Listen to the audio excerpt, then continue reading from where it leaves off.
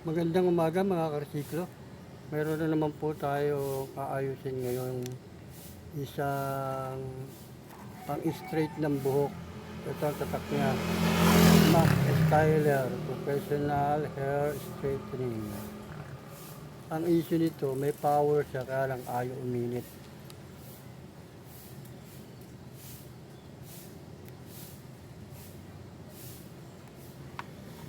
Okay. Tignan ko kung may dapat na po, tapos tignan ko kung may power talaga siya. Yan, nakasaksak na. Yan, may power naman siya. Tapos on natin. Yan, may on na, nag-on naman siya.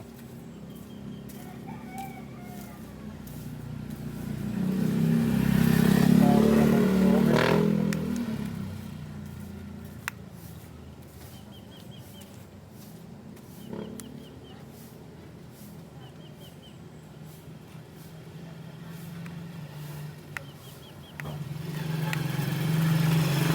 Hindi na siya umiinit.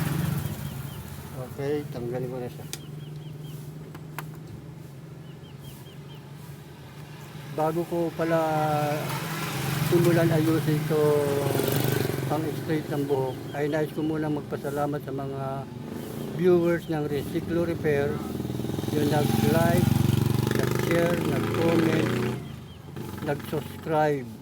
Marami po salamat sa inyo lahat. Okay, bubuksan ko na to. Pakita ko na lang sa iyo pagbukas na.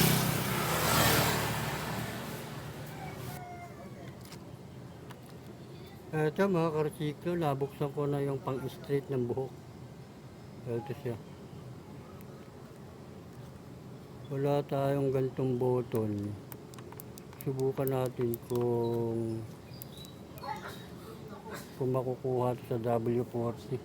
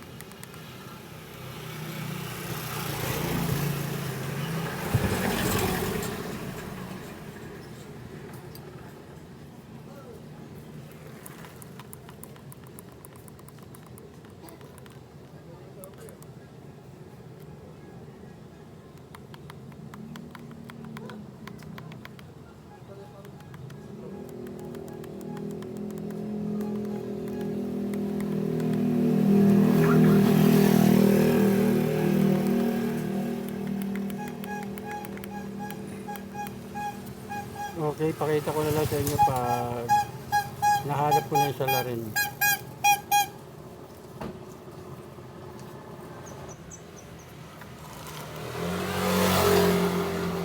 Ito mga karsiklo.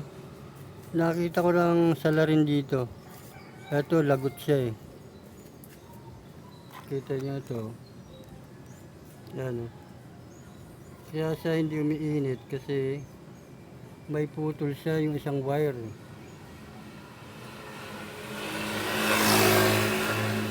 Kasi linagyan ko na siya ng W40, ayaw pa rin. Tapos, nung chinek ko yung pinaka wire niya, ito siya, oh, may sunog. Kaya hindi nakita yung sunog. Ito, itong sunog na to. Itong kulay itim na to. Kaya nung pinutol ko to, nakita ko naputol na pala siya rito. Okay, dudugtong ko lang siya tapos pakita ko na ulit sa inyo.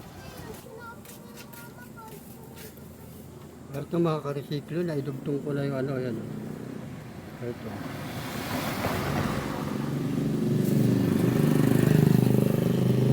Idugtong ko na siya tapos kakabit ko.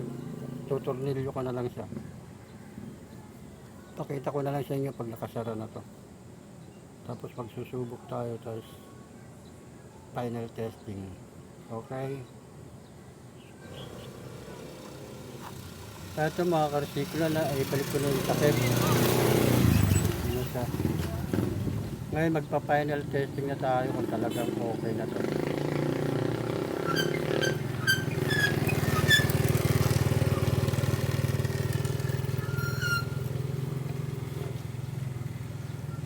Kaya sinaksak ko na siya yun.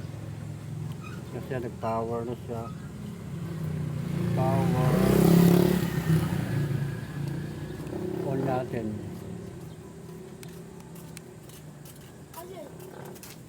Yan, on. Tapos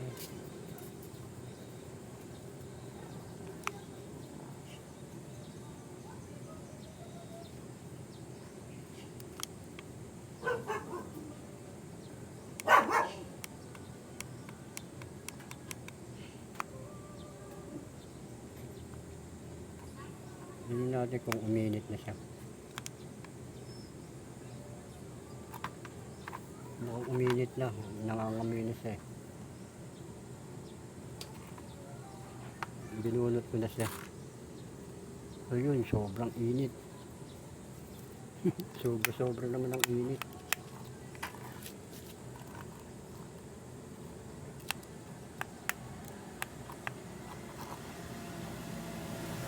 Okay na siya mga karsiklo. Init na, sobra.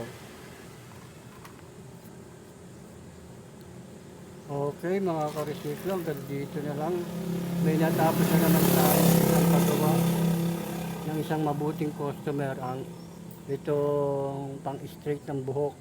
Itong Mac Styler, tapos professional hair straightening.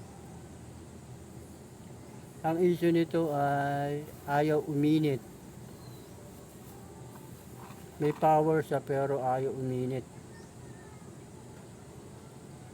Ang naging salarin, putol yung papunta rito sa heater. Putol yung isang wire niya, okay?